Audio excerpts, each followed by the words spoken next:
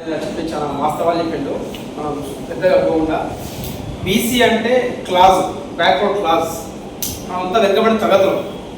కులం అంటే బంధుత్వానికి కలుపుతుంది. కులం అనేది గౌడైనా కానీ చాకరైనా మగాని ఆ కులాలలో బంధుత్వం కలుగుతుంది. వాదం అనేది రాజకీయ ఏకీకరణ కోసం పనికొస్తుంది. ఎప్పుడైతే బీసీ వాదం బలపడుతుందో అప్పుడు రాజకీయంగా అవకాశాలు వస్తాయి. కాబట్టి దాన్ని ఏకీభవించడం కంపల్సరీ అది చాలా మంచి ఆలోచన. యాక్చువల్గా 30 లెక్కలు ఇప్పటివరకు మనకు లెక్కలు లేకపోవడం చాలా బాధాకరం. రాహుల్ గాంధీ గారు భారత్ జోడో యాత్రలో తీసుకున్న నిర్ణయం మేరకు ప్రతి ఒక్కరు ఖచ్చితంగా లెక్కలు చేయాలి. లెక్కలు భాగంగా ఇప్పుడు మన తెలంగాణ స్టేట్లో కూడా లెక్కలు చేయడం జరిగింది. అందులో భాగంగా 40% దానిపైనే మనం అంతా ప్లాన్ చేసినాం. స్థానిక సంస్థలో కేవలం బీసీలకే 40% ఇస్తున్నారని బీసీ స్టూడెంట్ మహేష్ కుమార్ గౌడ్ గారు, ఉన్న ముఖ్యమంత్రి రేవంత్ రెడ్డి గారిని అందరూ కూడా 40% బీసీల కోసమే ఉంది. ఇప్పుడు కూడా రాకపోవడం కారణం కూడా గవర్నర్ ఒకసారి ఆర్డినెన్స్ ఇచ్చినాం, ఒకసారి జీవో ఇచ్చినాం. కానీ ఇప్పుడు కూడా అది లెక్క క్లియర్ లేదు. అందులో భాగంగా కామారెడ్డి డిక్లరేషన్ కూడా 1 year సందర్భంగా మనం పెట్టడం జరుగుతూనే నడుస్తుంది. కానీ ఈ క్లౌడ్ బ్రస్ట్ వల్ల అది మ్యాక్సిమం ఉండకపోవచ్చు అనే ఆలోచన. అదే రేపు ఇది కాకపోతే నెక్స్ట్ టైం ఉంటుంది. బీసీలుగా మనం ప్రతి దాంట్లో 40% రావాలి అన్న.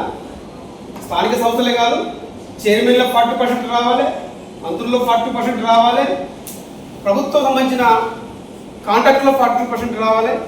అదేవిధంగా ఏది దాంట్లో వచ్చిన అవకాశం ఉంటే 40% రావాలనేది మన ఆలోచన విధానం. బీసీ అనేది పోతే మనం సక్సెస్ అవుతాం. లేకపోతే ఈ తెలంగాణ రాష్ట్రం చాలా చైతన్య రాష్ట్రం.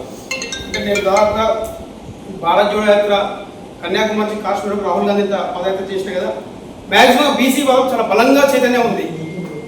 ఇప్పుడు బీహార్లో అక్కడ ముఖ్యమంత్రి కాగలిగారు, యూపీలో కాగలిగారు, తమిళనాడు కాగలిగారు. ఇక్కడ మాత్రం బీసీలు అనేది అది ఎందుకు ఉందో, ఇక్కడ ఉన్న అందరూ చాలా ధైర్యవంతులు, చాలా గొప్పవాళ్ళు.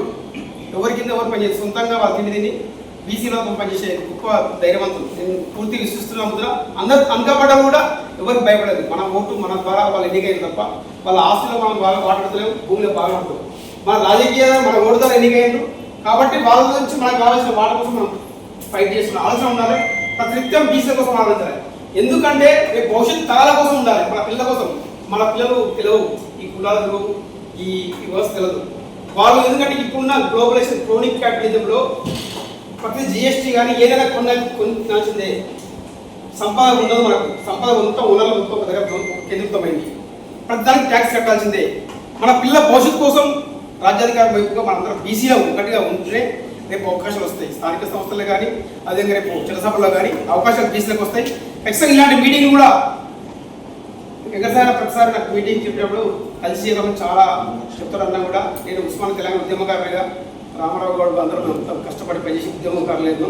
ఖచ్చితంగా నేను ఏ మీటింగ్ అయితే కూడా ఒక లక్ష్యం ఉంటుంది.